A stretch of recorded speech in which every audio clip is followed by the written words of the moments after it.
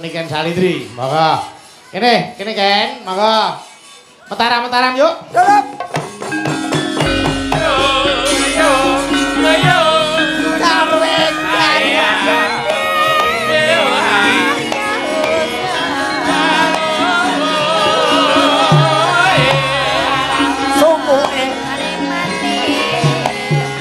Sekarane ayo bangun bareng bareng.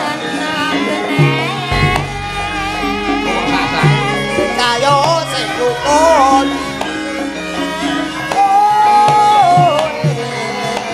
Ayo.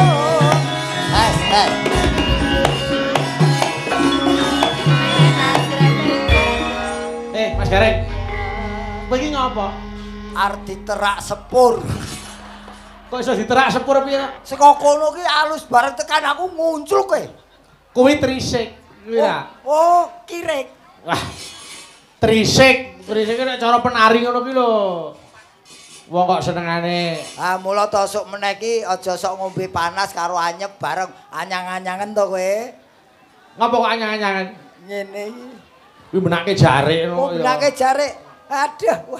Selamat malam, Nduk, Mbak Niken. Selamat malam, Kang Mas. Sehat ta?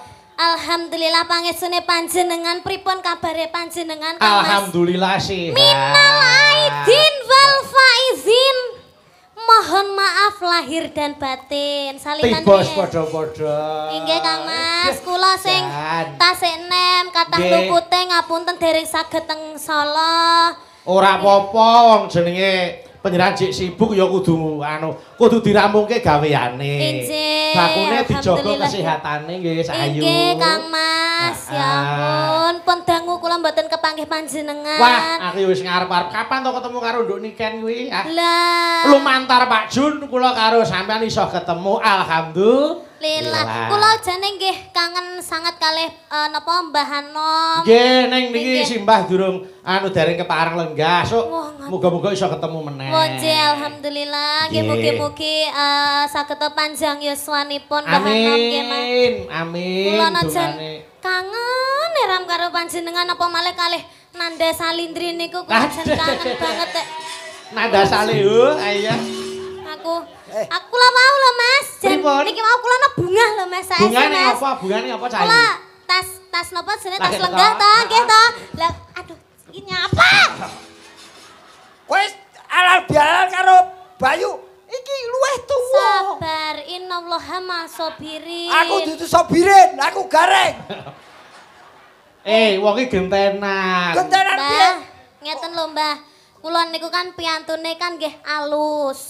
Alus. Dadi jenengan niku ampun grayah-grayah ngeten niku namanya tidak sopan. Oh iya no. Itu namanya penghinaan. Lho aku grayah. Aku sebagai wong wedok gak oleh digrayah-grayah ngene iki. Aku grayah. Sabar. Sampeyan kudune ngenteni aku. Engko lek wis aku mari omong lagi sampean kok tak salimi. Ora terus sampean grayah-grayah ngene iki. Aku sebagai wong wedok ora trimo Mbah mbok ngonone Mbah. Kudune iki awak dhewe iki saling memaaf-maafkan. Mulih.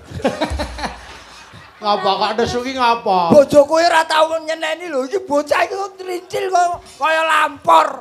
Kuwi ora nyeneni kuwi ngelingke. Minal aizin wal faizin, mohon maaf lahir dan batin.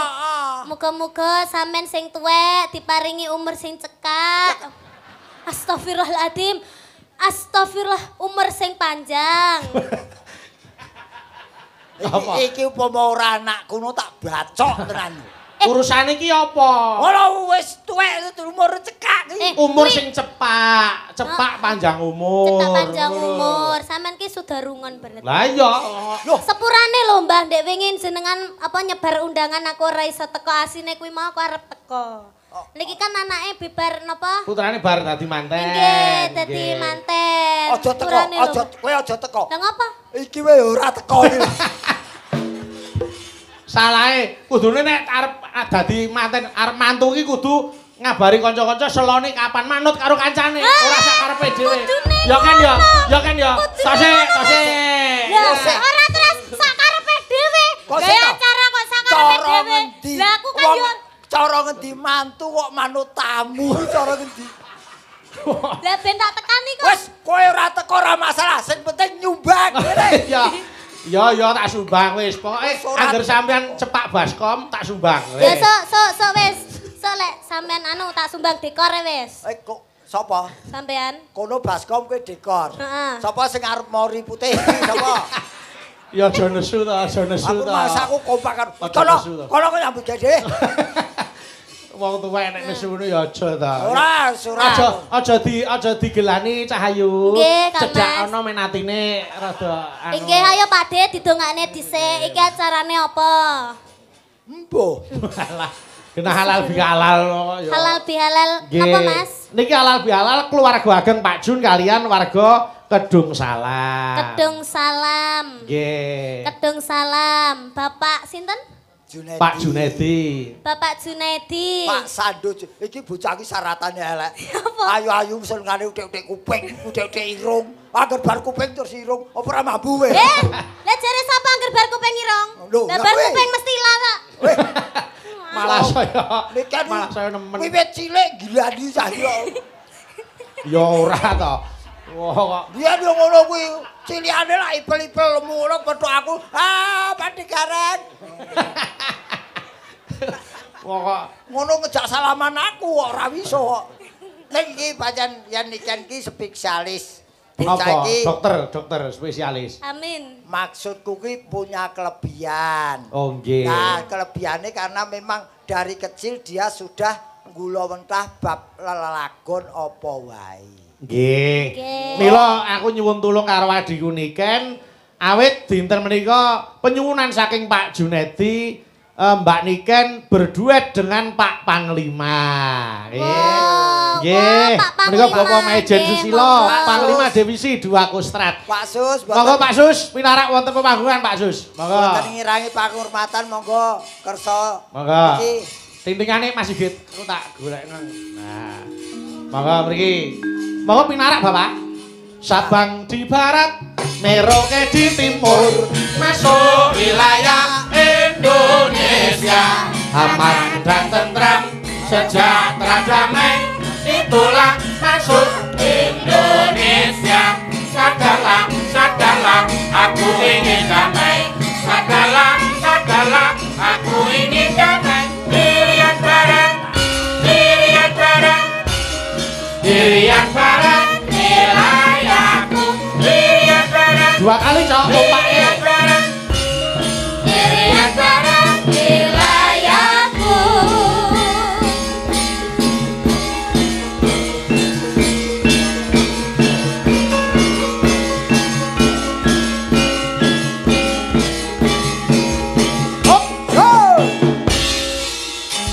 Sabang di barat, Merauke di timur, masuk wilayah Indonesia. Aman dan tentram, sejahtera damai, itulah masuk Indonesia. Sadarlah, sadarlah, aku ingin damai. Sadarlah, sadarlah, aku ingin damai. Irian barat, Irian barat, Irian barat, wilayahku. Irian barat, Irian barat, Irian barat, wilayah. Alhamdulillah. Mas Gareng. Wah, malah dipun dampingi Pak Jun. Wah. Oh, Pak Jun Mary, Pak Susilo nyanyi, beliau juga ikut mau Pak nyanyi. Jun yang mana? Ini beliau. Loh, karo sing nimbali kok ya. Pak Jun yang ini. Ya, ini panglimanya, Pak. Oh, ini panglimanya. Kleru. Astagfirullah, sebener sing ndi? Kowe ya ora iso to? Pak Jun iki. Pak Jun iki. Iki Pak Sus. Oh, iki Pak Jun, iki Pak Jin, Jin dan Jun. Iya. Kuwi nek kuwi ora jin nek kuwi iblis. Aku Lah, wegane mlebu kendi lho. Niki wegah. berarti Pak Panglima. Nggih. Waduh, Ora. hotote. Alah. Ngopo lho nikah iki kok senengane kok. Lah, Mas, kaya squishy lho. Kok malah kaya dolanan. Pak Sus matur nuwun kersa ngramekaken panggung dalu menika. Ini bukan masalah matur, Pak. Ini media semua. Waduh, bahaya kita ini kan. Lho, mboten menapa? Lho, mboten. Kenapa, Pak? Anggotaku nonton semua soalnya ini kan. Loh, Nggak masalah Pak, nanti kalau Bapak nyanyi keliru ada yang nyurai biar anggotanya yang maju. Ya ora toh. Yang maju ki ngopo maksudnya? Pak, niki dalam rangkanya itu dalam rangka halal bihalal. Kalau ada apa-apa penuh dengan maaf karena masanya masih memaafkan. Oh belum, anggota tolong habis ini tangkap bawa lari ini ya. Pak, jangan ditangkap, saya akan moro sendiri. Apa marah sendiri? Moro sendiri bos. Moro sendiri. Pak Sus, nyuwun sewu menawi pikantuk aslinipun pundi Pak Sus? Kula iki campuran. Anak kabur kanginan Pak Ndise, Pak. Kabur kanginan. Ya pindah-pindah. Aku SD 3 kali pindah loh Pak Garing. Wah, kreatif. Oh, kalah toh? Nggih. Iya. Oh, ora lulus. Buat saya itu lho, kula tanget Perbatasan di Jawa Timur, Jawa Tengah. Jawa Timur. Lahir di daerah Desa Wotsugo, Kecamatan Jatirogo. Wah, Tuban. Tuban. Wong banter ora jamak kok ora ngerti. Lho mergo Jati ki akeh, Jati Srana, Jatirogo, Jatipuro, Nggih, Tuban. Jatirogo, Sakmenika Tuban. ngasta wonten ing tlatah Jawa Timur Panglima. Saudaranya Bang Junedi. Saudaranya. Jogo masyarakat dan sekitarnya. Amin. Sehingga malam hari ini bisa duduk tertib, aman, nyaman karena kita semua sama di sini. Ya, tepuk tangan untuk Bang Jun ini malam hari ini. Terima kasih. Luar biasa, hebat. Nuwun sewu le Pak, Bapak minggah panggung satu pandangan saya tertuju. Apa? Bajunya Pak. Arema. Arema. Aja ukurannya sami kali kula nih Pak. Iya. Ya ora iso kok gawe malah oversize. Tak gareng. Ini enggak sampai ke nasional kan, enggak sampai ke rumah kan? Mboten. Saya kalau keluar rumah macan. Macan. Wah, tadi Pak Panglima kalau keluar rumah macan. Ya. Kalau pulang Pak? Meong.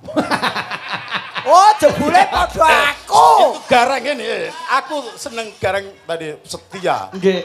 Ya kan? Ini laki-laki setia betul kan? Oh, nggih. Laki-laki yang paling takwa ini saya lihat ini. Nggih, takwanu napa Pak? Takut sama istri tua. Jane iki ngelokke aku apa pengakuan? Nek kita tidak takut. Ini saya kenal dari kecil, sindian kecil terkenal. Betul. Pengagum saya salah satunya. Ye, sambil fitness nge-gym itu lagunya Dik Niken yang lagu Ambyar itu. Oh, Makanya Pak Jun tadi bilang, aku udah mau pulang tadi. Ojo, dulur nggak boleh mulai. Ada Niken Salindri. Bahkan nanti Pak Jun niki ngersakaken lagu yang belum dibuat. Maksudnya piye? Ora sak-sake lho. Ora nyanyi wong urung digawe kok. Pak Dalang. Pak Dalang, ini enggak adil. Lah pripun? Yang lucu saya, yang minta bayar malah dia. Kan ini.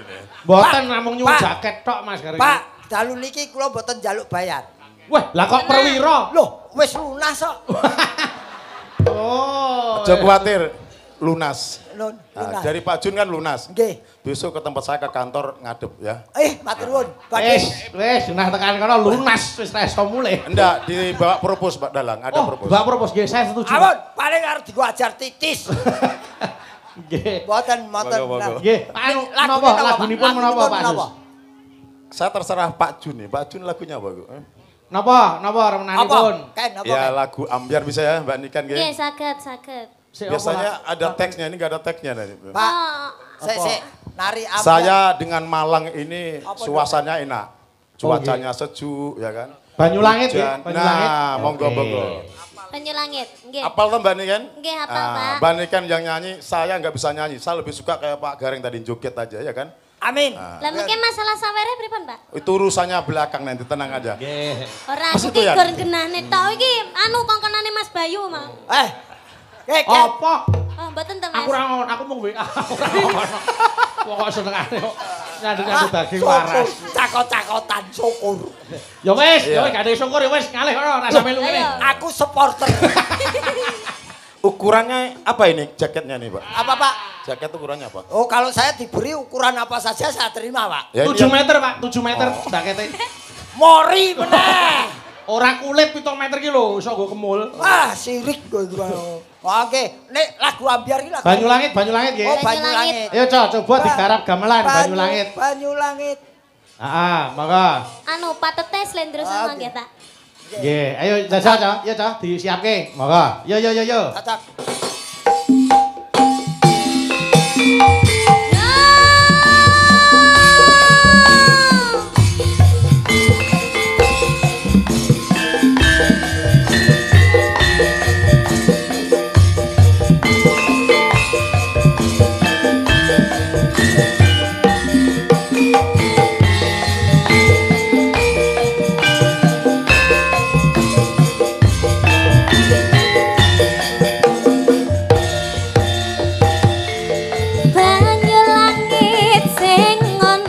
dhuwur kayangan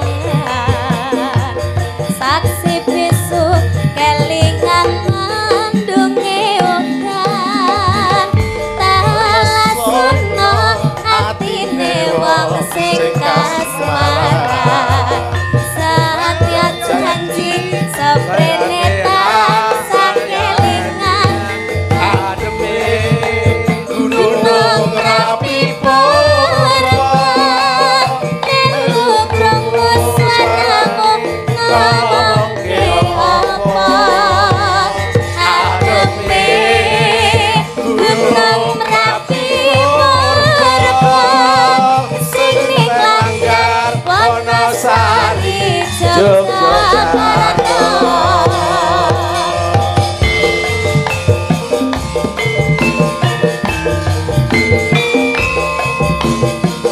Abdi Solo musik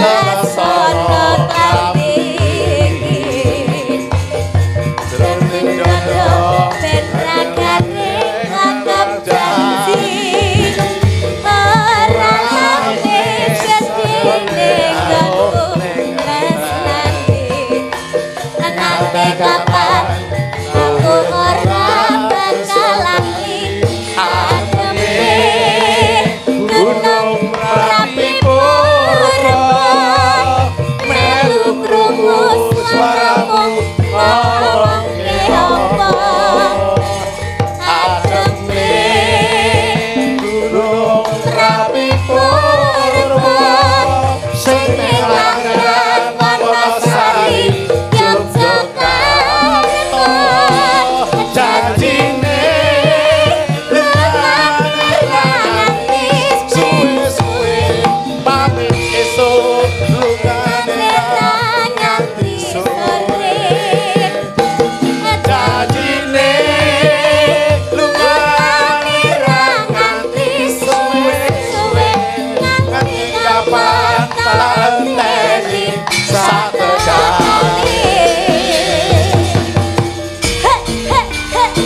Dhuwur.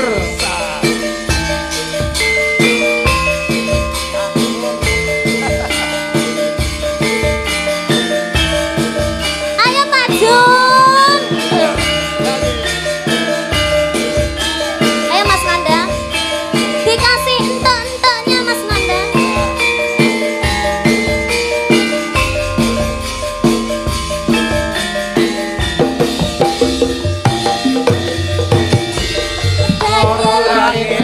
Angin rindu ati ngelingake sliramu sing tak tresnani pengen nangis ngetoke alone suwera weruh seprene ngomong ini ngomong ngalam ning dadaku tambah ana rasa kangen ning atiku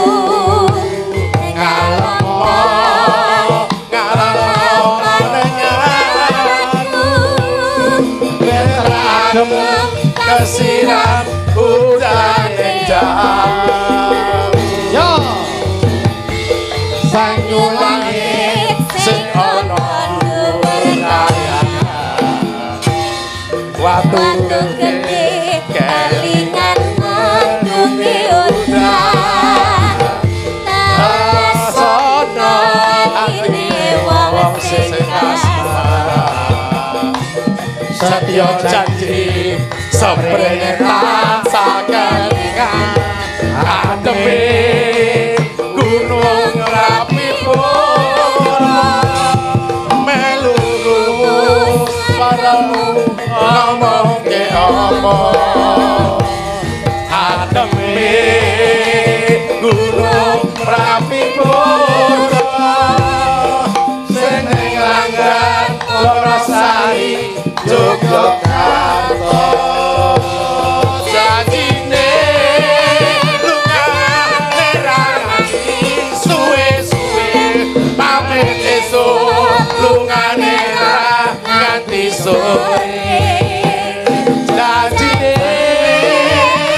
lungane ra nganti semene suwene nganti kapan tak enteni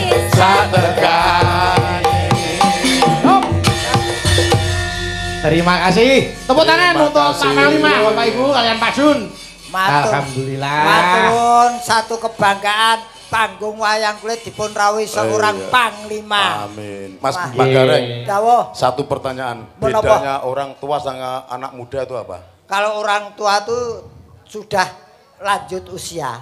Kalau anak muda ya bukan. Saya lihat tadi kalau anak muda aku masuk tadi baunya minyak wangi. betul. Ini jenengan kok minyak tawon, minyak kerik semua ini, aduh. Itu ada japaron, ada oh gitu. bambu, ada. Jangan tersinggung, jangan tersinggung.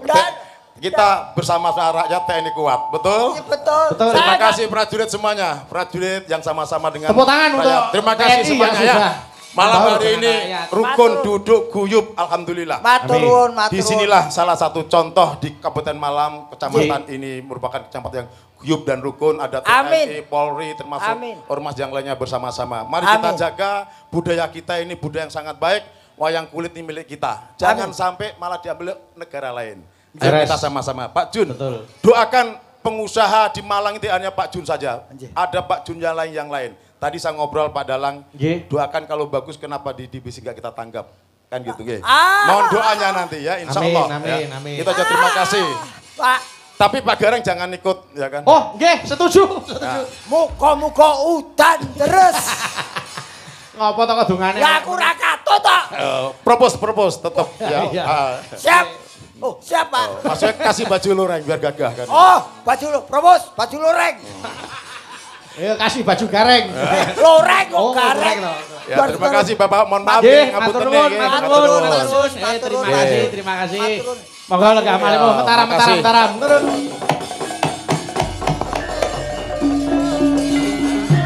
Jarweng jarwa. Jarweng matur. Terima kasih. Wah, gareng itu. Alhamdulillah. Orang yang selalu teraniaya akan banyak rezekinya. Amin. Wah, jan wis diratani kabeh. Ibu-ibu alhamdulillah. Kosek. Apa? Sampeyan ndeleh dhuwit ning kono gampang ilang. Kok iso? Sing pengen resepe ben ra gampang ilang. Iki mau aku wis diwenehi lho. Pipi. Resepe dhuwit ben ra gampang ilang. Sampeyan ngerti ora? Duwite tak deleh ning endi? Ora ngerti iki? Ndek iki ning kene.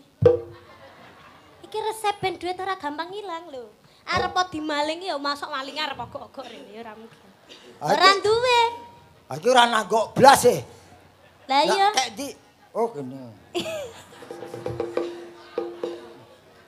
Ngapa kok malah kiri-kiri ki ngapa? Keri kena udel. Wah, duwite iki dawane iki sepiro rek. Wis ngate kaya ngono iki lho. Keri ya kae. Oh, niki. Tiba iki wis tuwa iso keri bae. Oh, iso. Iya. Aku tergantung musuhnya. Alah. Niki suwe saya pinter iki aku. Ayo. Kowe kelas pira to, Dok, sayang? Kelas 1 SMA, Pak De. Bayangke kelas 1 SMA sudah melalang buana. Amin. Lah ngene iki lek ora mergo pangesune panjenengan ya aku ora iso dadi kaya ngene iki. Panjen aku mandi-mandine wong. Iya. Ya soalnya mendekati Tuhan. Kudune seneng lho, berarti wong agamane kuat. Kayak wayang ki lek makin cedhek karo dalange iki berarti watake iki apik. Ora karepmu ora ngono cedhak karo Tuhan wis mati ngono ta kowe? Ora, Sampean kan wis haji. Heeh. Lah kan dongane sampean kan mesti mandi. Ah, Kan iya. sampean wis di rumahnya Allah. Amin. Ya panjen aku mandi-mandi. Lah. Ngono lho. Aja berasumsi. Aja nesu.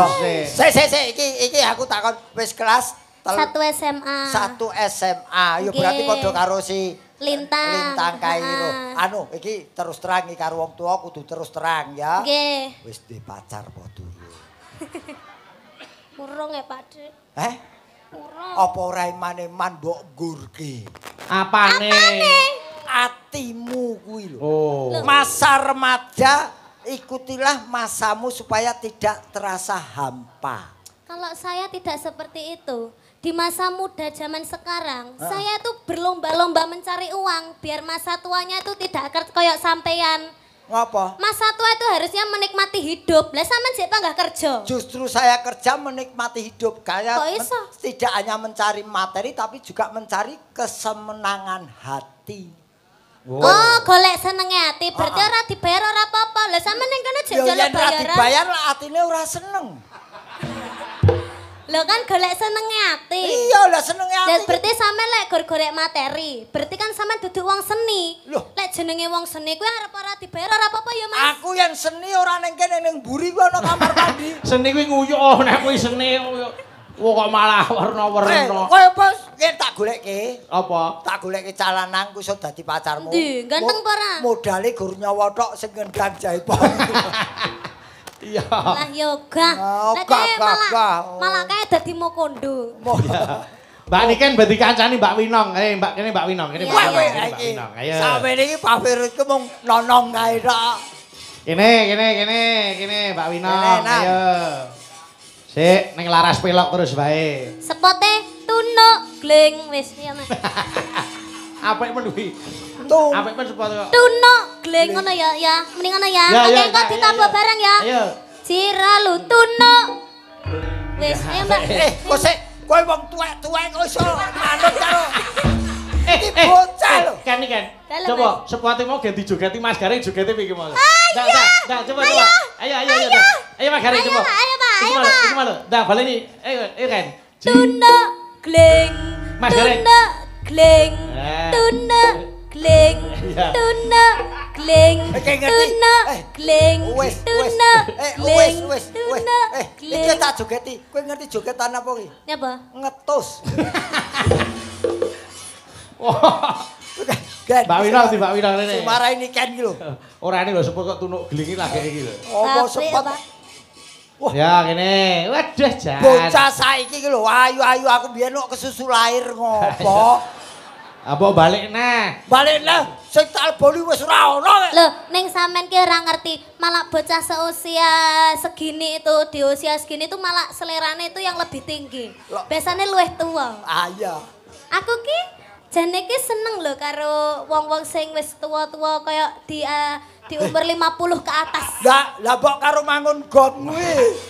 Kok sebabnya apa kok seneng karo piye sepuh sing umure 50 munggah? Neng kudu anu Mas, nggih rada sugih Mas. Lek ora sugih ya goleki apa? Oh ya, apa prinsip. Ya kan, jadi ngenteni Ora, dino. kowe iki jare iki penyanyi apa wereng. Golek wong tua ndang mati warisane kudu apa ngono ta. Wah. Ning sampean ki pantes dadi walit. Dadi walit wae, dadi walit. Walet, Walit. walet Sing apa? film-film zaman saiki sing lagi viral kuwi lho. Aku ora nonton filmku ora koyo Ya, sampean tok maneh ki dadi walit, terus aku iki bojone sampean ki bojone sampean. terus Ngono lho. aku kudu piye?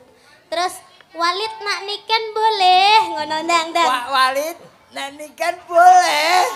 Tak nak lah sosis walit layu. Sake.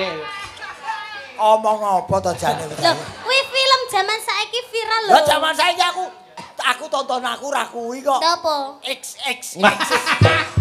Wis ora acet. Kene saiki Mas Garing yang tengah. Apa? Tak dapuk dadi anu. Lah. Astagfirullah. Nah, kuwi Bocah iki polahe yo kok sik ojo lagi semangat iki ngono kuwi. Oh iya. Yo larase pelok sampean manggandrung bawa nyidam sari gandrung Winong karo gandrung Niken. Iya. Ayo kuat ora? Boyok. Oke, ini Ayo. tugas saya laksanakan karena saya juga seorang TNI. Setiap tugas harus dilaksanakan dengan baik dan TNI tenan po? Tani. TNI apa? Yo tiru-tiru Pak Susu. Mbok rasa ngaku-ngaku ya. Ya pokoknya tugas saya laksanakan. Ayo coba niken sik, ayo. Sing magandru niken sik. Duh wong ayu. Nah, kaya apa? Piye, men nggo anu rabuk nyawa. Ora masamu tebu piye? Duh, wong ayu. Ih, pengen Pak, pengen. Sapa sing pengen? Kae sing nonton kae ngeleki ditutupi sarung ngene. Iya. Pepujane ngati. Tegur ra kuat kowe. Wis lunga. Go. Ana wong tuwa roman malah tinggal nguyuh. Caidian. Kono Ken, terno Ken. Aja ngawur e. Ya. Kaya ngene. Wong nandang kae ana rembulan Kang Mas. endi? Rembulane ketutupan terop Kang Mas. Apa iya apa? Sing ketok drijimu tok. Wong kok ora ana rembulan kok. Lah sing kene iki nyekel mik kok, isane tangan kene. Iya. Apa mung awakku dhewe. Kene. Genti Winong. Genti Winong. Kuwi lho. Jangan mendadak Mas niki anu wis tuwek latah yayine. Jangan mendadak iki bumbune apa? Hah? Jangan mendadak iki apa? Jangan mendadak iki. Jangan ujuk-ujuk. Sik to Pak Dik, kula ajeng tanglet. Apa? Niki wau kan niki seduwe kan diseragami to. Niki jenengan nggih diparingi seragam. Apa iso penjahit gawe kaya iki? Khususon. Iki jahitan khusus. Iki wis tak iseni lho iki. Berarti jenengan bangga mboten diparingi. Loh. Bangga no. Aku mentahan no. Malah. Ayo Mas Gareng, ya. Do dewa Jawa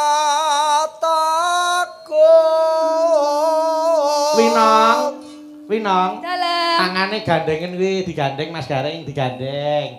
Jak mlaku sayu. Wah, jan putune ngenterke mbae ning puskesmas ya ngono kuwi.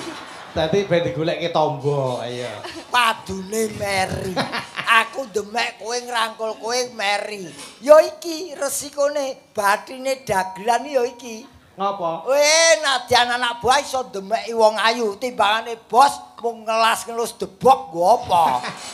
Ora pengen sesuk tuku dhewe, ayo. Kok sik apa diecerke to? Tembunge kok tuku dhewe. Ya. Kaya Nenoe welasa nomring wa mami. Gegere Winong lek ning kene ketok gawedi. nikah yo. Gegermu dhewe rene tak tutuhi gegermu dhewe. Tak tutuhi gegermu dhewe. Bojo nom bojo tuwa ora pareng padu. Ajare njaluk adik. Alah. Tak nak. Hah? Tak nak. Yo dinak. Sosis walit dah layu. Kulit walit dah kisut. Yang nanti dicangkok lah. Apa to jane iki basa apa to? Yo, ganti nikah. Udah layu. Wis mbok tus poro. Teguh udah layu. Yo. Ganti, kadrung nikah ganti. Yen cedak tansah. Apalane ditukui? Lan ndi? Pindho mimilan Besok kapan? Besok kapan katekan? Heeh, iso suwe iso lemu to kowe, Nduk. Oh, aja ngono to. Bodimu lho jan kaya bemper kuwi. Iki aku wis berusaha diet lho. Berusaha diet. Iya. Besok kapan katekan? Cet. Wis jan kaya kendaraan nyalip ya. Lan wong ayu. Genti Winong. Genti Winong rene kowe. Jenenge gandrung ya diparani kok aku sing kon moro. Aku wong wedok kudu moro aku. Walah. Wong lanang wis tuwek ra gelem rekoso. Dadi nang Winong. Dalah. Ibaratno kaya kowe goleki batange lho, kowe sing goleki. Lah niku cocok. Upama kira wis entekno dhewe. Ampun ngambek to, Om. aja nesu. Upama sira nakuda tanpa prau. Ayo nganggo laras to kok terus. Jangan ngambek. Kok terus nesu ngopo nganggo laras to? Teno aku ket mau dinyek terus kok. Mboten. Jangan mengke lek sugetan ngoten pendek lho. Pendek meneh. Weh tenang lho. Aku wis suwe ora tau mangan cah wedok lho. Upama sira nakuda Nano tanpa prau sat-sat sarah ing Jalodri. Nyik nyam nyak nyik. Nyam-nyam. Lah nyapa melo sumbing barang iki. Aku ki latah kok. Walah. Nyidam Saria. Tibane cucur, Babuk. Cucur. Walah, kok latah men to ya? Mara.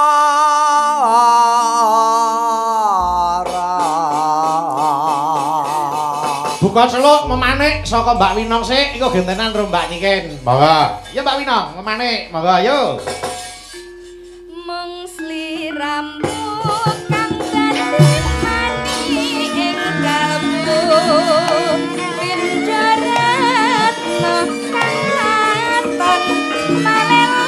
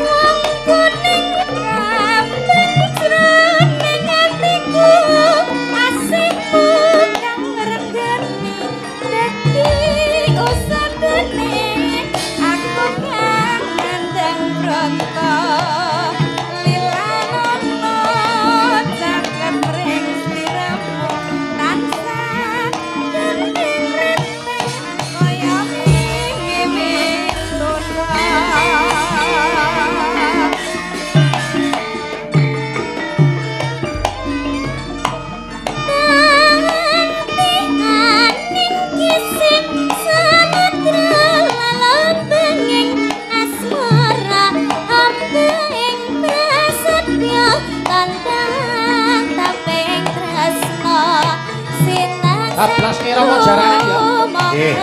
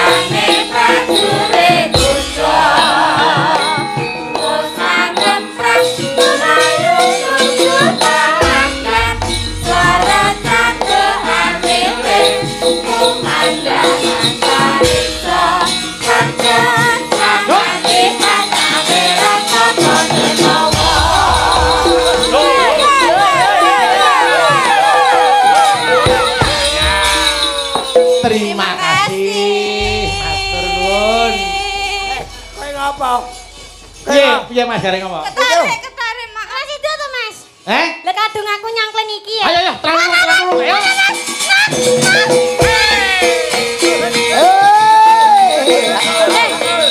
Winong lho, winong.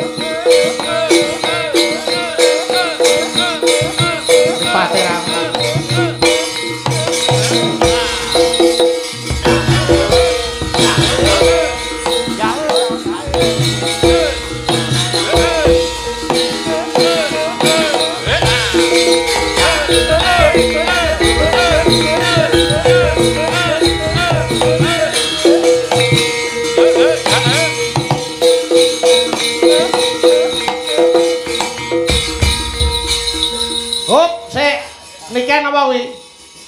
Celeng, Winong? Jaran. Jaran. Mas Gareng iki kirek.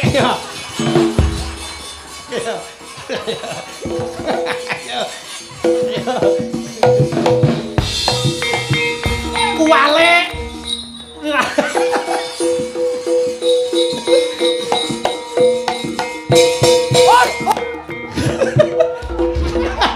Ayo, ndok iki cokot. Apa mulai sing cokot, Lek?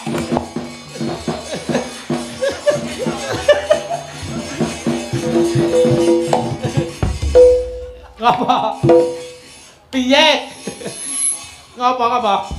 Putra dalem dicokot kire. Ben dicokot gere, tak weteh.